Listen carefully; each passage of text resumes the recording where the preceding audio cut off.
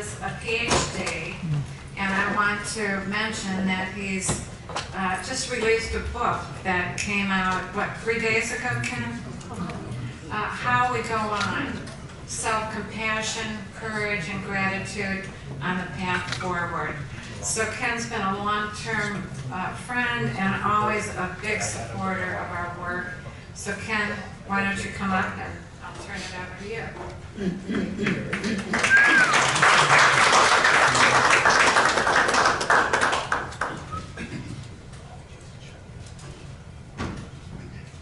First thing we need to do is everybody needs to stand up for a second and make a ridiculous noise like, because we have gotten so much richness. The candle lighting ceremony, I don't know about you. I mean, that went right into my heart. Thank you. You know, and then the program and just the sharings that have been going on.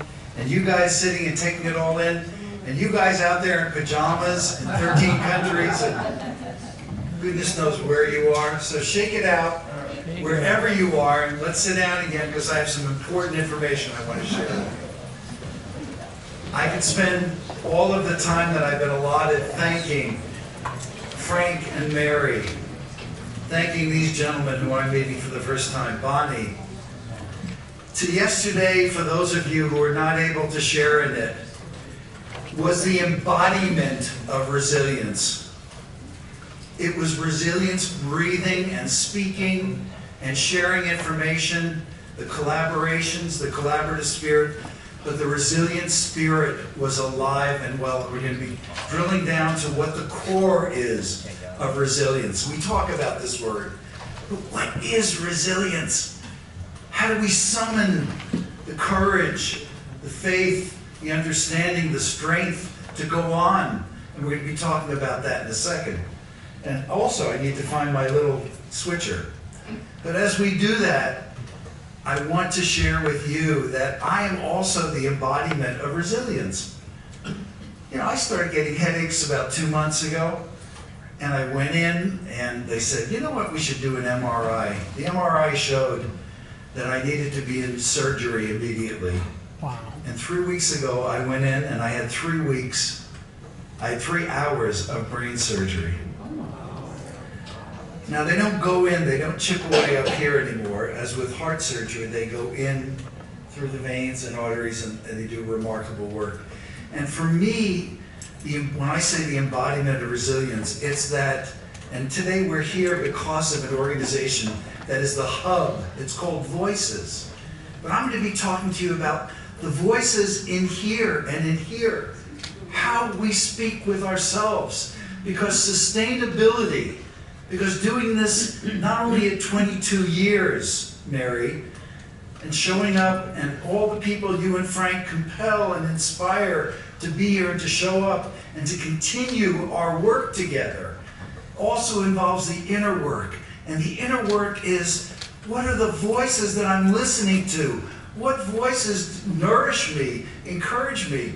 So for the last couple of weeks, I've been saying, you know, first my wife says to me, are you sure you want to go to New York and do this talk? I said, you know what? I don't know what I have. I don't know what, I'm going to stand up in front of a group of people. I'm going to be this vulnerable. What if I, what if I have no idea what I'm saying? What if I forget everything? I spent 2 years writing a book. What if I forget everything I know? And yet, so I'm the embodiment of those voices. I could have listened to the voice that said, oh, you're going to be terrible, cancel this, don't fly to New York. I'm from San Diego.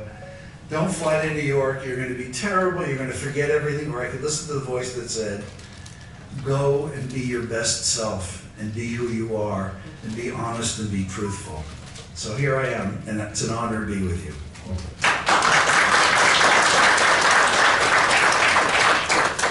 We're talking about today the what now moments in our lives.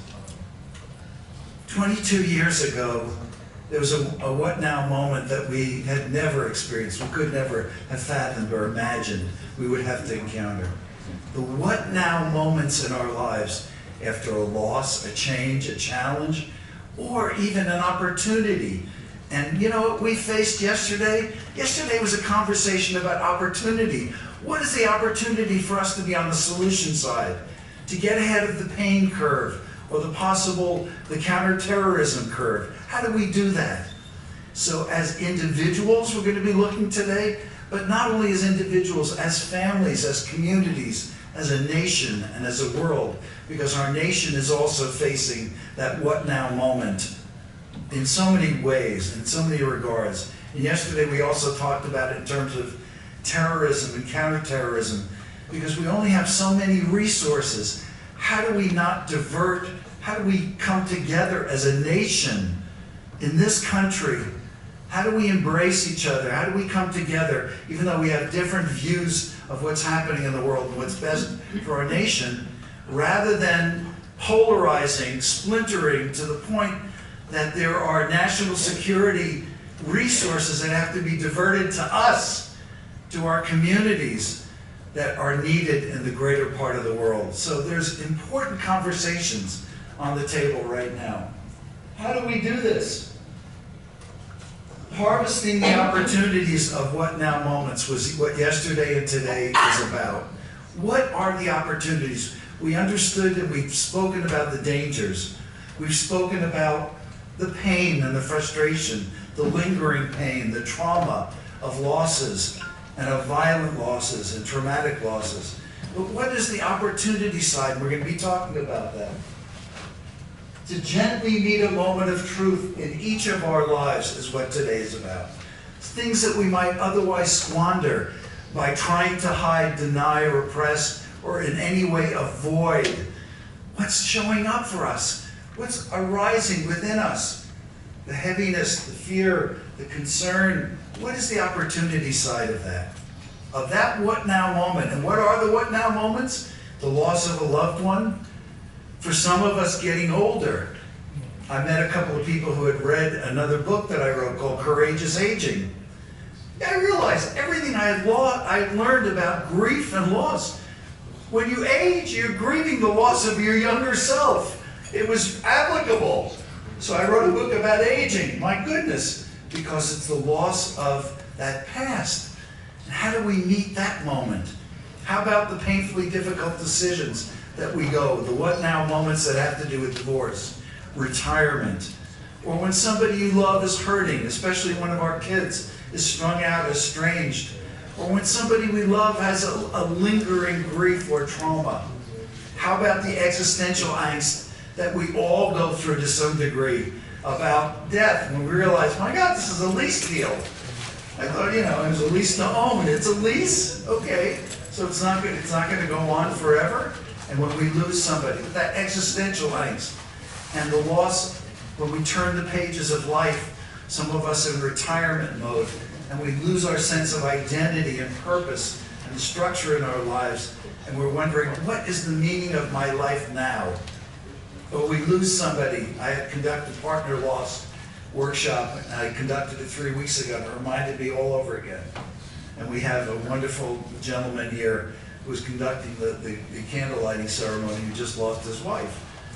How do we find meaning when our partner in this life, not only our child, for me it was my daughter Jenna, who died while studying abroad in 1996. And by the way, there's also an important conversation about how do we go on when it's 27 years later, when it's 22 years later? Do we walk around? I'm going to talk about that in a second. So, today's what now moment we've already covered, and I'm not going to spend much time. But 22 years after, the grief occurs outside of time. I wanted to make sure that people understand that not all of grief is this linear thing that goes on. It's like, how are you doing if you processed your grief? Well, not all grief occurs within time. Grief occurs outside of time. You can't look at your watch and say, how long has it been? People come up to me and ask me the question, well, how long ago was it that your daughter died? As if to measure, as if there was some measurement, like, oh, it's been that long? So you're over it, right? You're under it, you're over it, you're around it? No. We talked before about you're through it. And people say, does it get better? And I tell them, no, you know what, it gets different. People also, the invitation, the love that never dies, is another important conversation. The allowing beyond shame. What's the allowing beyond shame? People ask me how I'm doing, and I tell them, you know what? I've learned to walk with a limp in my heart. How many veterans came back from war zones and were ashamed because they walked with a limp? And that shame led to indifference, self-destruction, shame. They lived a life of shame. Well, you know what? I'm no longer ashamed that I walk with a limp in my heart. As a matter of fact, my brokenness, and one of the important things that I talk about is paradox. I live in a both and, not an either or world. Paradox means I'm broken. You can look deeply into my eyes if we were all closer, and you would see when I talk about Jenna, you would see the brokenheartedness in me that lives and that will probably live in me for the rest of my life, that my daughter's life, that she was cheated out of the rest of her life, that her life was lost to her as well as to me and to this world. Well, I'm broken, but you know what the greatest part of my wholeness is? It's my brokenness. It's the vulnerability. It's me learning to be resilient, and it's that resilient response and spirit in all of us that arises up, and we're going to talk about how it arises up in a minute. So paradox is simply, it's okay, it's both okay and not okay that it's not, it's not okay. The losses we have suffered are not okay. We get to walk with that limp in our heart. What happened is horrific beyond words. It's not okay. But it's okay that it's not okay, but it's not okay. It's both and. My daughter's gone, and I wear this little necklace with the word Hineni on it, which means here I am, and I touch it. My daughter's gone, but she's never left my side. Both are true. She's here with me right this second. I'm broken and I'm whole. Think about all the ways we trap ourselves when we live in an either or. Well, come on now. Is your daughter gone or is she here? Which one's true? Are you broken or are you whole? I'm both, thank you. Bravo. Thank you. So how do we do this? How do we make this journey? The first step, and if you remember one thing from my talk today, it's to please concentrate on taking your foot off of your throat, because we all do it, and moving it down and placing it on your heart. To replace harsh self-criticism, all the ways we pick ourselves, we bully ourselves, we beat ourselves up, we tell ourselves we haven't done enough, we're not enough, or we're too much. Replacing harsh self-criticism with compassion, self-compassion, kindness, love, support, understanding, courage, faith, and even forgiveness is one of the most transformative things we can do. Talk about being resilient. Catch yourself. Even today as we listen, catch yourself with your foot on your throat, all the ways you talk to yourself with criticism, speaking to yourself in the voice of self-criticism, condemnation, impatience. Patience is a big one. Catch yourself doing that and move that hand down to your heart that says, you take the time you need. Please be patient. Please be kind. Please speak with kindness and support, because that's how we organically build resilience. How else? Step 2, you're a work in progress. 2 steps forward, 1 step back. Don't fall prey to the old narratives of self-deprecation, impatience, toxic perfectionism. How many in here have a perfectionistic side that gets you into trouble? It puts your foot right up at your throat all the time. That's our work. That's the inner work. That's the opportunity of what we have to build that resilience, to build our strength, and to find our way on the path forward. Free yourself by allowing yourself to be human. You're human. I got an announcement today. Broad announcement. You're human. I'm human. I get to find that out in a big way 3 weeks ago. You know, sitting there having just been hit on the side of my head with anesthesia. How many people in here have had a heavy dose of anesthesia? It just, you know, including a little bit of fentanyl in there.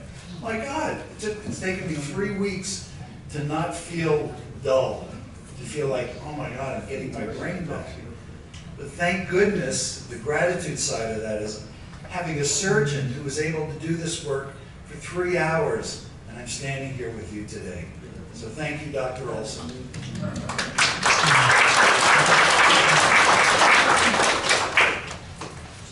Next, prioritizing what really matters. On the decision tree of all those what now moments, and each one of us has had, and everybody you know, by the way, is also in a what now moment. The way intimate relationships are built is you find out. Hey, you don't say what's your what now moment. It's like, what's making your heart heavy? What's making your heart sing? If you can ask somebody those 2 questions, you can begin to get to truly know. Get to know me. Ask me. Find out what's going on. And you'll find out what that what now moment is. But in that what now moment, we have decisions to make about what really matters. Hey, what really matters? You know, I got a call from somebody in Voices saying, Ken, are you sure you're okay? Could you really do this? You really going to fly to New York and give this talk? And then you'll do a panel, which we'll do later? It's like, okay, I promise. What really matters is my long-term health. What really matters is continuing my life as it is with my wife and my 2 grandkids who I cherish, and continuing to do the work that I do in my life at age 74. So, yeah, that's what really matters. And if I need to call Mary up and say, Mary, you're gonna hate me, I can't come. I really need to rest and recover. I'm not ready for this. That I have permission to do that. So taking honest inventory is critically important. What's making my heart sing? And to whom and what do I need to give more priority, time, and attention? And of course, who are the people that I need to say, and the situations I need to say yes to, and the situations that I need to say no to. Next, whoops, I went backwards and forwards. Surround yourself with support. We've already said that. We all know this one. It's the same as the self-care one. Building relationships. Resilience is about surrounding yourself with the right people. It's coming to events like this. It's turning on your live stream if that's what you're doing. And allowing your heart to be lit up. Finding that light. Coming together with other people who are going to help make you the smarter, more courageous, better version of you, because they're going to bring out the best in you. Is that why we're here with each other? We're here to bring out the very best in each other, the highest in each other, to bring each other to new heights, to give each other hope, and to give each other action, and to inspire action in each other. The first town hall meeting that I led after 9/11 in New York, because I came over and for 5 years I commuted here from San Diego. In the first meeting, we had an incredible day-long workshop with surviving family members. And at the end of the workshop, the door cracked open, and one of the husbands, there were about 75 people in the room, and one of the husbands stuck his head in to see if his wife was finished. And somebody from the back of the room said, "Sir, oh, we wish you had been here today, because we had somehow magically found laughter. We were hugging each other. We were holding each other. We were bringing out the very best and hope in each other." And he looked at it and he said, "Nah, I know how this crap works. Misery loves company." And from the back of the room, a woman's voice rang out, and I'll never forget it. And she said, "No, sir, hope loves company. Hope loves company." And that became our slogan, the center in Rockville Center. There's hope loves company on the window, and somebody the center's around. So, surround yourself with support and communicate with others in a tone that inspires people to want to talk, to support you. you know, sometimes we get into this complaining mode, don't we? We start complaining and, you know, it's like, oh, you know, here's how awful it is. And, you know, rather than being vulnerable and saying, you know, I'm struggling right now, you know, stand with me, be with me. As my daughter used to say, she was a little girl, she'd say, Daddy, be with. It's like, what does Daddy be with mean? It means put down the paper, put down the newspaper, you know, look into my eyes, find out how I am, be with me, stand with me. It's what this organization embodies. It's standing with, it's walking with, it's being with, it's following, it's learning from, and designing what the programs and the needs around the needs of the people who are here, who are showing up, who need us most.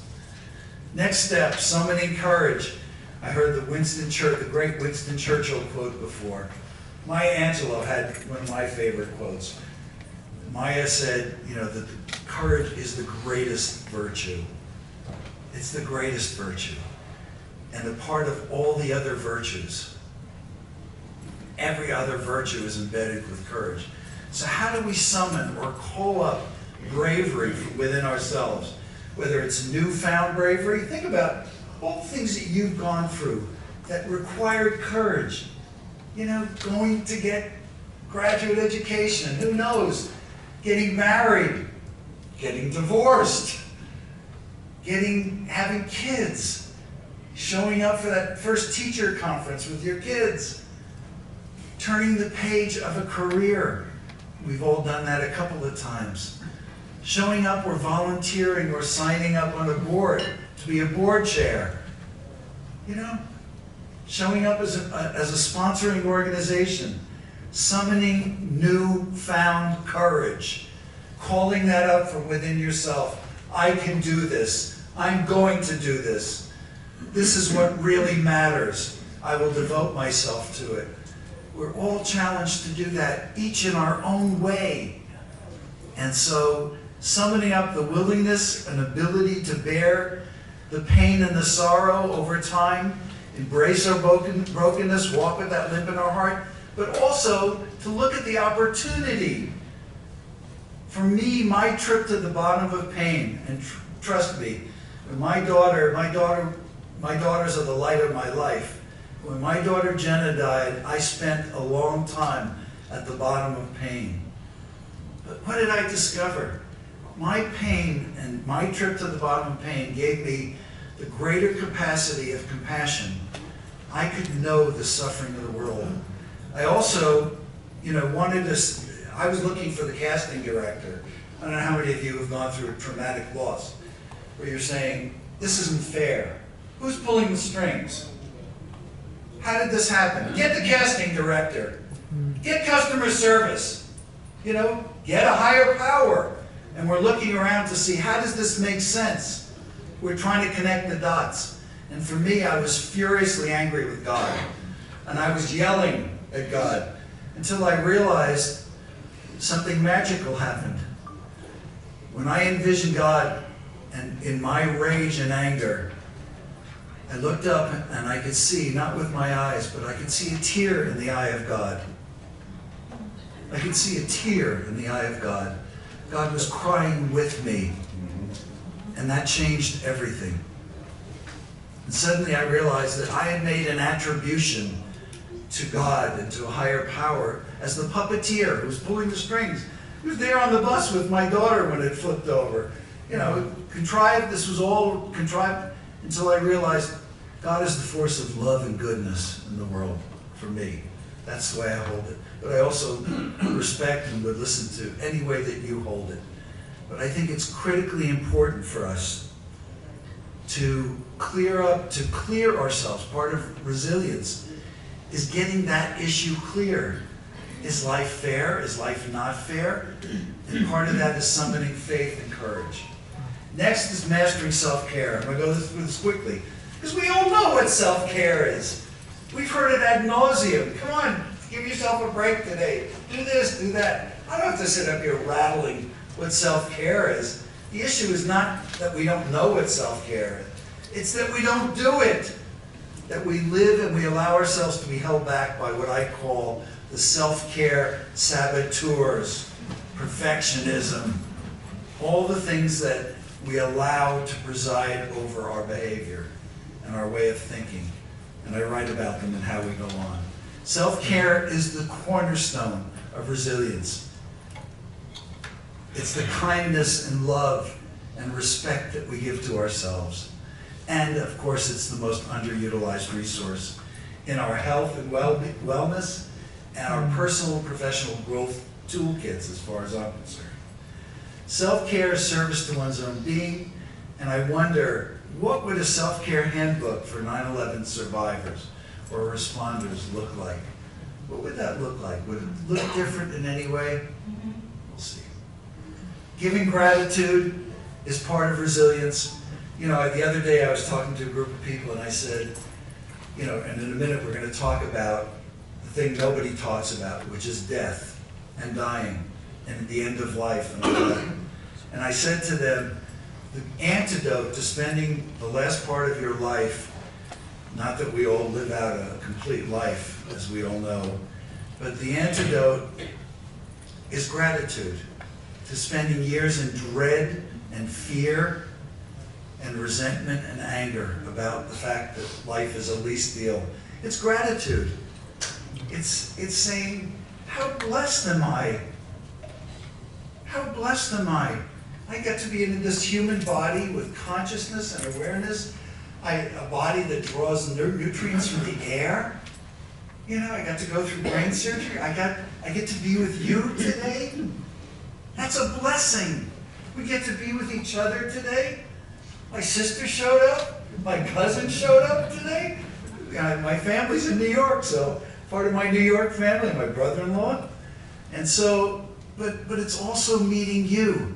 How many of us have met a stranger, and in a few minutes of meeting them, it was a blessing in our life. It changed something. It was that moment of kindness that one of our speakers was talking about. Everything changed when she was given kindness. So is the kindness that we give, the patience, the thoughtfulness that we give to each other, a gift and a blessing that we can be grateful for? All the kindnesses people have shown us. But it's also giving gratitude to those we've lost, those who devote their lives, as the room was full of yesterday and today, our nation and our world safe, and so on. How we go on, this is what I just spoke about. Gratitude for the gifts, blessings, and miracles. And how we do it is also by paying the good in our lives forward. You know, we're all in a position to pay something good forward. It's that seventh generation thinking. How will this affect the Native American seventh generation approach? How will this affect the people in the future?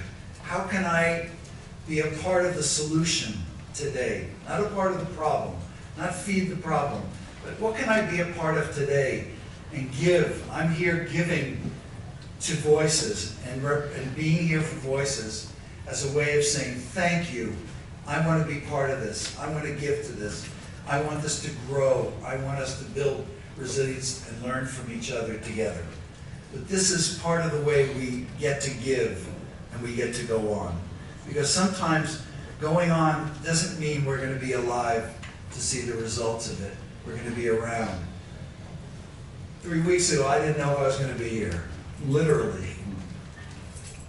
My hope and prayer for you, for voices, the responders, protectors, caregivers on the path forward, is to cultivate a life-affirming, health-giving spirit of resilience that allows you to be the best possible version of yourself and of the organization that you work with and for or run.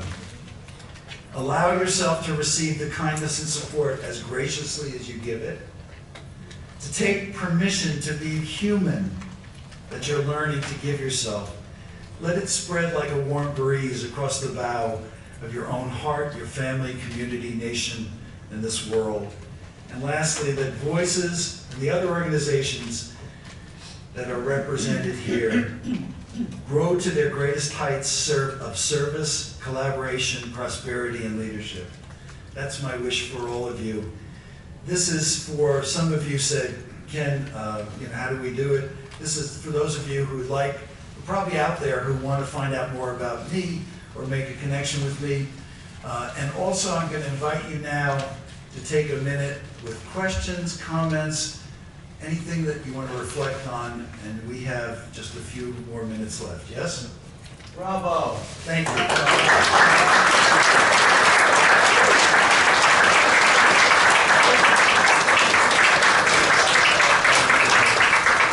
Thank you at home, too, for hanging in there through this talk. Question? Any question, concern, comment, anything we want to use a few minutes for? Or are we good to go? I just want to say I was in church today. I was feeling guilty. I wasn't in church, but I was in church. Your presentation was one of the finest presentations I have ever heard.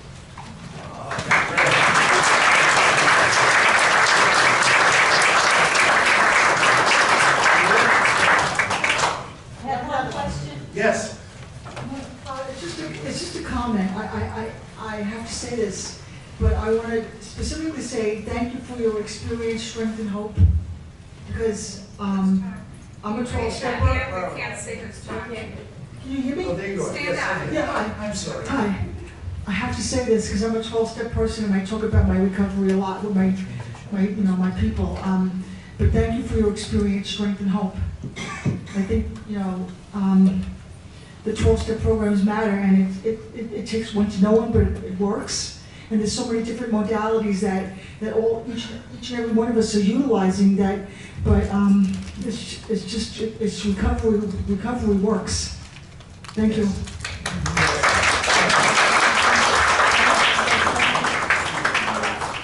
Ken?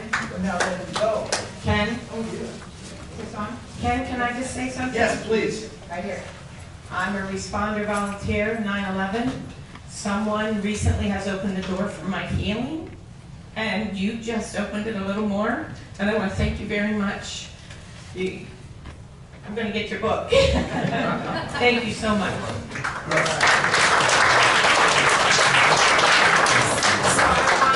want to thank Ken, not just for being here today, but being with us for this 22-year journey.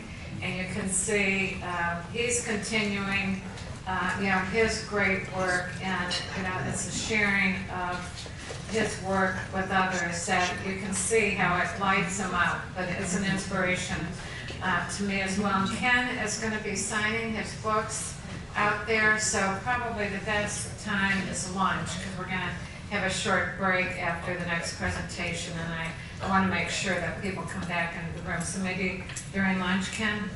Yeah, so thank you. So I'd like to introduce Madeline Miller. And Madeline, as I said, is an important part of the American Group Psychotherapy Association.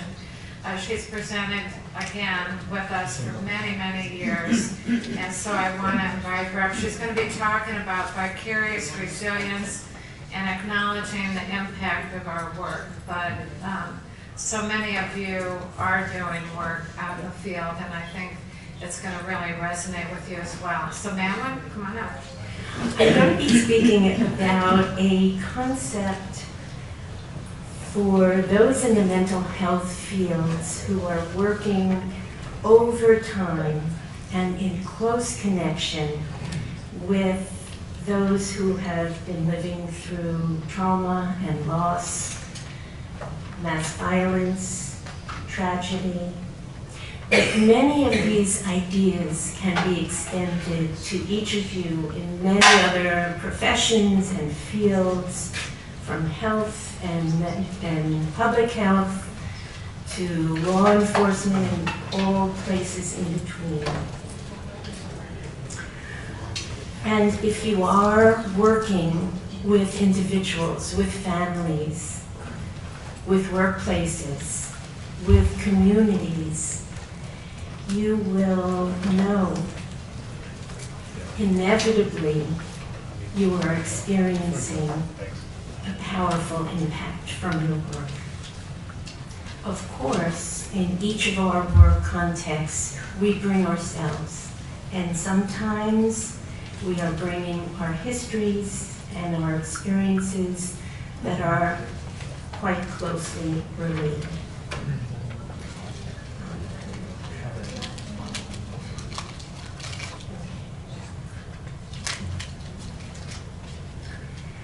So I'd like to consider the intersection of the challenging impact we experience from our work, and at the very same time, the resourcefulness and the resilience that we can derive from our work. These two elements coexist in dynamic and delicate balance across our work. The nature of our work, of course, contact with intensely affecting expressions and emotions and physical exposure to trauma and loss and unique demands on in our settings, in our professions, in our roles, all are an element. At the same time, we listen openly, engage deeply, we hear narratives of suffering and survival, we empathically connect with an individual's discouragement and their perseverance. So we can experience enrichment as much as exhaustion. There are moments which move us deeply, which inspire us. There are conversations which are filled with deep meaning. There are small steps forward which are deeply, powerfully felt. We find ourselves vulnerable and we experience resilience. We cumulatively bear witness to both elements across the many roles we have, the many contexts in which we work, the many population with whom we engage.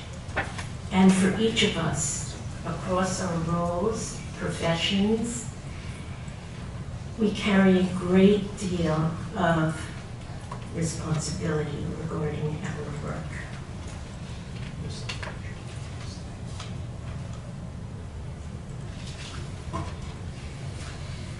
So I'd like to introduce briefly the two concepts representing each of these elements. Vicarious trauma, familiar to many people, I'm sure, incorporates the challenging aspects of our work. Vicarious resilience, which I am highlighting today, incorporates the resourcefulness and resilience we also experience as we listen to those with whom we work. Importantly, each of these is experienced over time and cumulatively as we empathically engage. That is, as we bring in openness and our empathy to each encounter. Predictability, our worldview changes, our previous assumptions can change, even our sense of meaning and hope.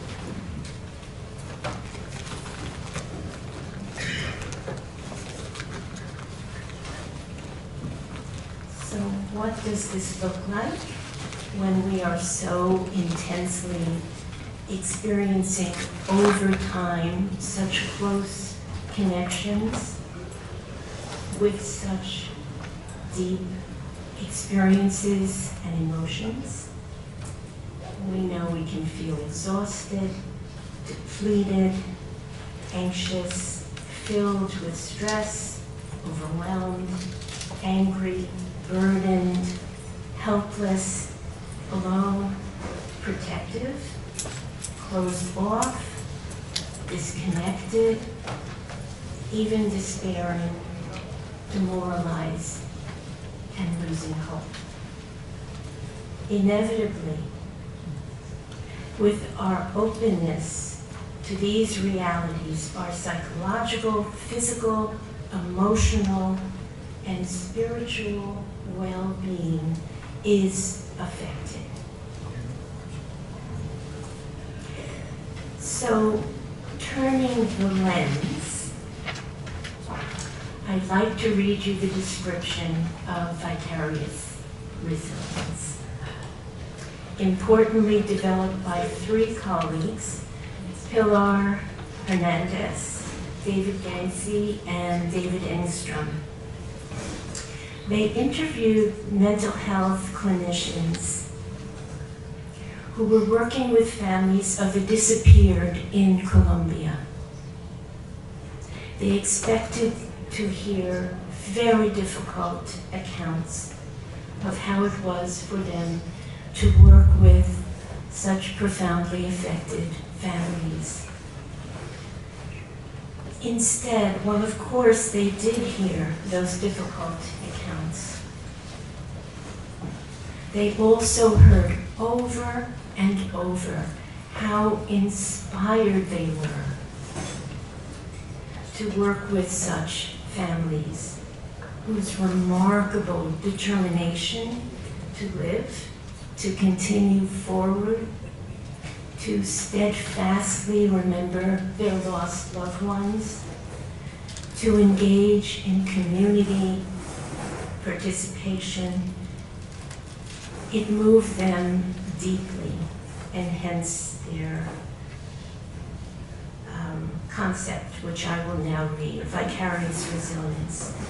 Through empathic engagement with survivors, and importantly, co-occurring with vicarious trauma, so having that intersection, the positive transformation to workers' inner experience in response to the resilience, resourcefulness, determination, and perseverance of survivors facing the future.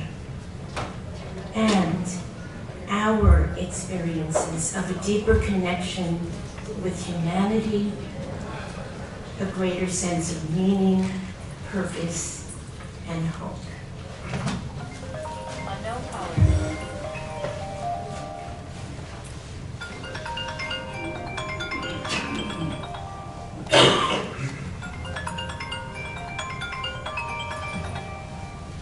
And I want to share a description of resilience that I will use and that I'm thinking of.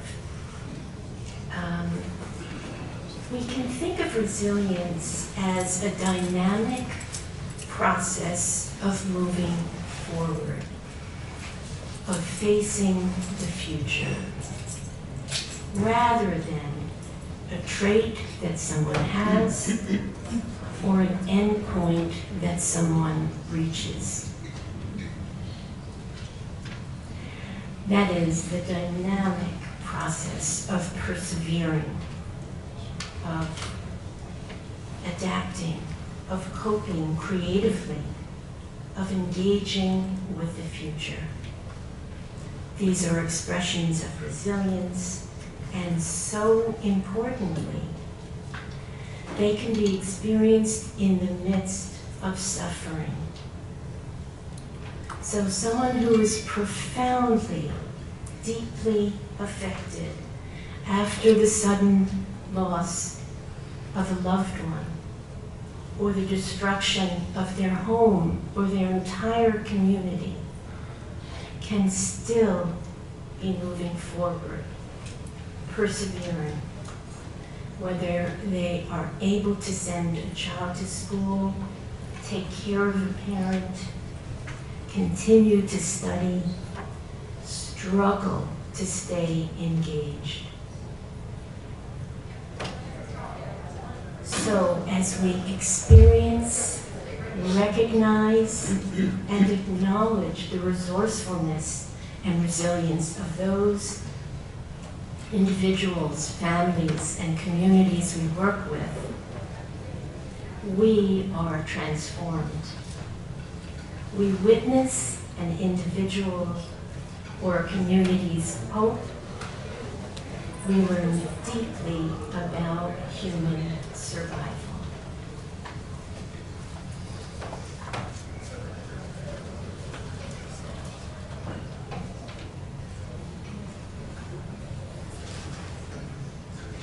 So yes, we take in this resourcefulness, this resilience, this forward-moving process, and our well-being is strengthened. Learning of their survival, their persistence, we are changed. We're inspired by the determination we witness, putting our experiences into a much broader perspective, feeling closer to our shared experience. And importantly, reflecting back to those with whom we work and acknowledging their expressions of possibility, continuity, and hope. We are engaging in a powerful reciprocity in our work, a mutuality, a shared influence, as we support the creating of meaning for them and separately for ourselves, each of us facing the future. For us, our humanity is deepened, our engagement with life is broadened, existential questioning of loss and continuity after collective tragedy and mass violence and survival, our approach. Our work opens up, we engage in parallel conversations. And of course, vicarious trauma and vicarious resilience are intertwined. They are inevitable, and they both occur. We feel vulnerable and we are resourceful. We're exhausted and we search for and we find meaning. We hold the dialectic.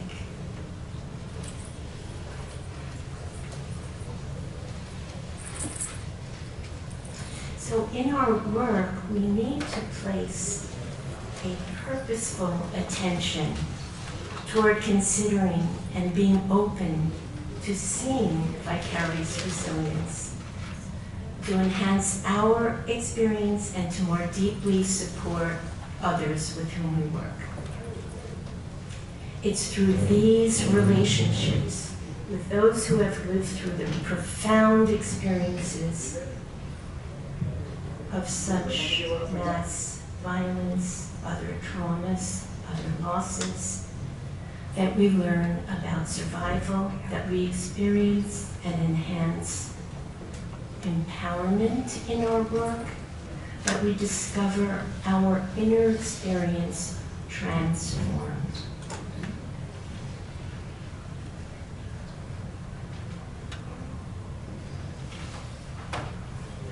So, let's turn to the essential need for reflective self-care.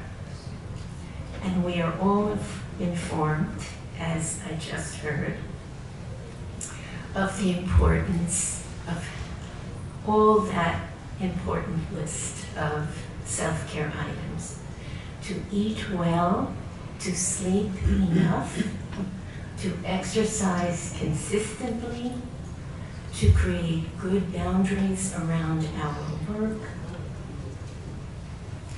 And some will enhance their well-being by practices of yoga and mindfulness and meditation, some through nature, the arts, music, and other restorative or spiritual engagements.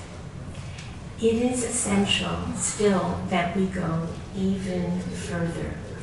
We need to incorporate self-care,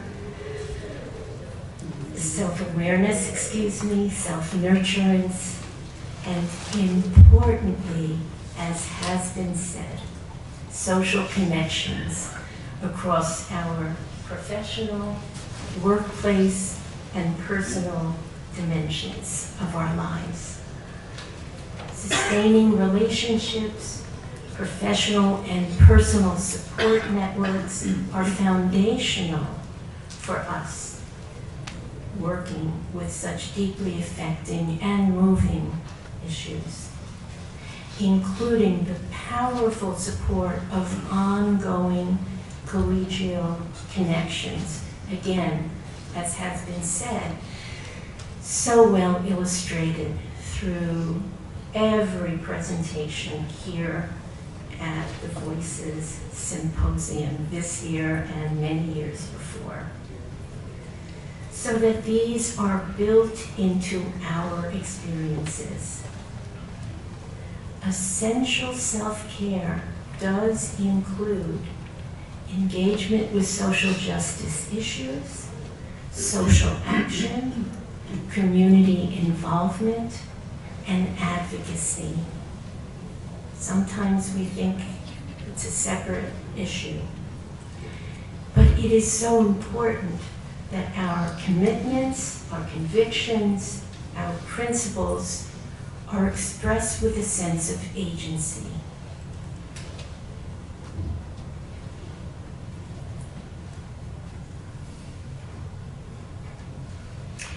For ourselves and for those with whom we work, the parallel issues of establishing meaning, evolving hope, and acknowledging resilience is a centerpiece.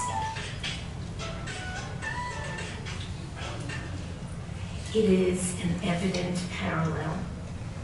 Turning to our experience, the building of community and the creating of supportive experiences among our co-workers and colleagues, along with establishing collective contexts for nurturance, expression, human connection, are so important. Creating arenas to discuss our work safely and openly, its challenges and discouragements, and its moments of being deeply moved. These can offer support through shared experience and of course can sustain our professional identity, our work identity. Developing context to strengthen peer relationships where there is a sense of belonging, a sense of being taken care of, where we can instill confidence in one another, reestablish safety, confirm again meaning, counter the impact of overwhelming experience, and recognize our resourcefulness and it being informed by our work. This is essential.